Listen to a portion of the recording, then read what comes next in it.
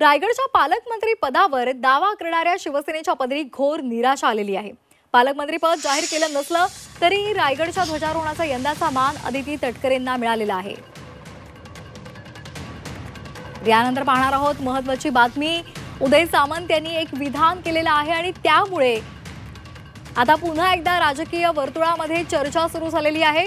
उदय सामंत यांनी विधानसभा निवडणुकीमधलं यशाचं श्रेय उपमुख्यमंत्री एकनाथ शिंदे यांना दिलेलं आहे आणि त्यामुळे राज्यामध्ये महायुतीची सत्ता आली असा दावा सामंत यांनी केलेला आहे। तसंच शिंदेंच्या निर्णयामुळे विधानसभा निवडणुकीमध्ये यश मिळाल्याचं सुद्धा सामंत यांनी म्हटलेलं आहे। आणि या संदर्भात अधिक माहितीसाठी आपल्यासोबत जोडले गेलेले आहेत भाजपचे आमदार अतुल भातखळकर। सर, आपण ऐकलेलं आहे उदय सामंत यांनी म्हटलेलं आहे की शिंदेंच्या निर्णयामुळे विधानसभा निवडणुकीमध्ये यश मिळाल्याचं त्यांनी म्हटलेलं आहे। काय आपली पहिली प्रतिक्रिया आहे? पहिला मुद्दा असा आहे की विधानसभेतलं जे यश आहे हे महायुतीचं यश आहे। भारतीय जनता पार्टी, शिवसेना आणि राष्ट्रवादी काँग्रेस पार्टी तिन्ही पक्षांनी मिळून माननीय मोदीजींच्या नेतृत्वाखाली या निवडणुका लढवल्या आणि जनतेने भारतीय जनता पार्टी आणि महायुतीला प्रचंड बहुमताने पुन्हा निवडून दिलेलं आहे।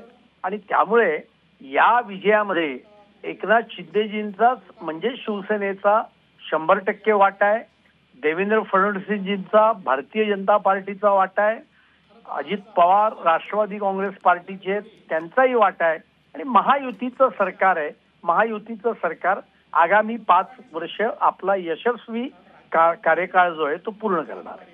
अगदी अतुलजी, आपण सांगितलेलं आहे की हा महायुतीचं सरकार 5 वर्षाचा कार्यकाळ पूर्ण करेल। मात्र उदय सामंत यांनी जे विधान केलेलं आहे तर कुठेतरी पुन्हा एकदा तशी इच्छा, त्यांनी सुप्त इच्छा जी आहे ती व्यक्त केलेली आहे की मुख्यमंत्री पद हे एकनाथ शिंदे यांनाच खरं तर मिळायला पाहिजे, तेच याचे खरे दावेदार आहेत। कारण जे यश मिळालेलं आहे महायुतीला विधानसभेमध्ये त्याचं यशाचं संपूर्ण श्रेय हे एकनाथ शिंदे यांच्याकडेच त्यांनी दिलेलं आहे।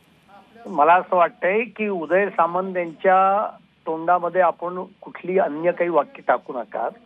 हे अगदी क्लिअर आहे की विधानसभेच्या निवडणुका आम्ही महायुती म्हणून लढलो, माननीय मोदीजींचं नेतृत्व या महायुतीला लाभलं होतं।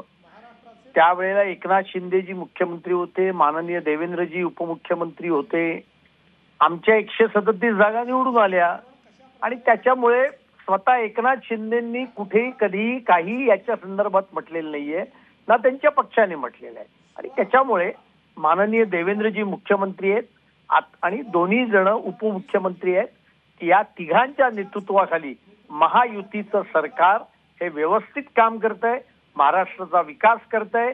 येणाऱ्या स्थानिक स्वराज्य संस्थांच्या निवडणुका सुद्धा आम्ही महायुती म्हणून लढवू आणि पुन्हा एकदा प्रचंड बहुमताने निवडून येऊ। अतुलजी, आपण पुन्हा एकदा जरा उदय सामंत यांचा बाईट ऐकूया, त्यांनी नेमकं काय म्हटलेलं आहे ते ऐकूयात।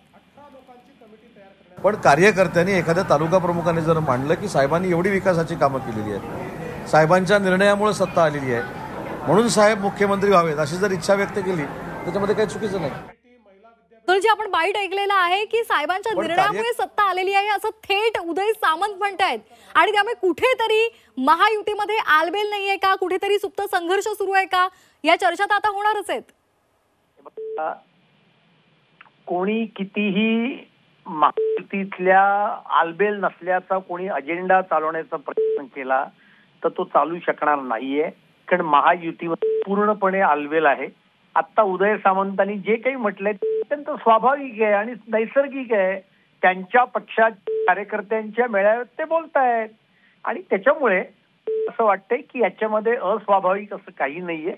महायुतीचं सरकार आहे आणि ते व्यवस्थित चालणार आहे। माननीय देवेंद्रजींच्या नेतृत्वाखाली हे सरकार महाराष्ट्राचा विकास करत आहे। अगदी धन्यवाद अतुलजी आपण दिलेल्या या प्रतिक्रियेसाठी। तर आपण उदय सामंत यांची प्रतिक्रिया पाहिलेली आहे। उदय सामंत यांनी हे विधान केलेलं आहे आणि त्यामुळे आता राजकीय वर्तुळामध्ये पुन्हा एकदा चर्चा सुरू झालेली आहेत आणि या संदर्भात बोलण्यासाठी आपल्यासोबत फोनच्या माध्यमातून जोडले गेलेले आहेत शिवसेना उद्धव बाळासाहेब ठाकरे पक्षाच्या उपनेत्या सुषमा अंधारेजी। सुषमा ताई, आपण पुन्हा एकदा पाहिजे तर उदय सामंत यांची प्रतिक्रिया ऐकूयात। उदय सामंत यांनी थेटपणे विधानसभेमध्ये निवडणुकीमध्ये जे यश मिळालेलं आहे ते उपमुख्यमंत्री एकनाथ शिंदे यांच्यामुळेच मिळालेलं आहे असं म्हटलेलं आहे। काय आपली प्रतिक्रिया आहे? त्यामुळे कुठेतरी महायुतीमध्ये आलबेल नाहीये अशी सुद्धा चर्चा सुरू झाली आहे।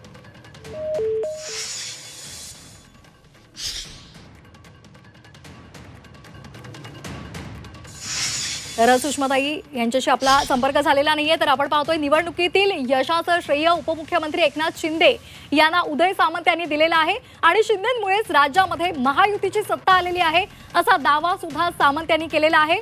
शिंदेच्या निर्णयामुळेच विधानसभा निवडणुकीमध्ये यश मिळाल्याचं सुद्धा सामंत यांनी म्हटलेलं आहे. आता या संदर्भात येत्या काळात भाजपचे इतर नेते आणि मंत्री काय प्रतिक्रिया देतात ते पाहणं सुद्धा महत्त्वाचं असेल. पुढच्या बातमीकडे. रायगडच्या पालकमंत्री पदावर दावा करणाऱ्या शिवसेनेच्या पदरी आता घोर निराशा आली आहे. पालकमंत्री पद जाहीर केलं नसलं तरी रायगडच्या ध्वजारोहणाचा यंदाचा मान सुद्धा आदिती तटकरे यांना मिळालाय. सिनियरिटी प्रमाणे रायगडचं पालकमंत्री पद आणि ध्वजारोहणाचा मान हा आपल्याला मिळावा असा दावा भरत गोगावले यांनी केलेला होता. शिवसेनेच्या या मागणीला महायुतीच्या श्रेष्ठींनी केराची टोपली दाखवल्याची चर्चा सुरू झाली आहे. दिल्लीमधल्या बैठकीमध्ये पालकमंत्री पदाचा वाद सुटला असा दावा करण्यात आलेला होता. ज्या अर्थी आदिती तटकरे यांना ध्वजारोहणाचा मान देण्यात आलेला आहे त्या अर्थी पालकमंत्री पद सुद्धा तटकरेंनाच मिळणार का याची चर्चा आता सुरू झाली आहे. ही झेंडा वंदनासाठीची यादी आहे आणि आजही मी रायगडच्या विषयावर ठाम आहे की पालकमंत्री करत असताना आमच्या भरतशेठ गोगावलेंचा विचार झाला पाहिजे आणि नाशिकचा विचार करत असताना दादासाहेब भुसेंचा झाला पाहिजे. आजही मी माझ्या वक्तव्यावर ठाम आहे. परंतु याचे सगळे निर्णय माननीय एकनाथ शिंदे साहेब घेतात. मी मांडलेलं मत एक माझं सहकारी म्हणून मांडलेलं मत आहे आणि आजची यादी जी आहे ही पालकमंत्र्यांची यादी नसून रायगड आणि नाशिकची यादी ध्वजवंदनासाठी कुठच्या मंत्र्याला नेमलेलं आहे त्या मंत्री महोदयांची ती यादी आहे.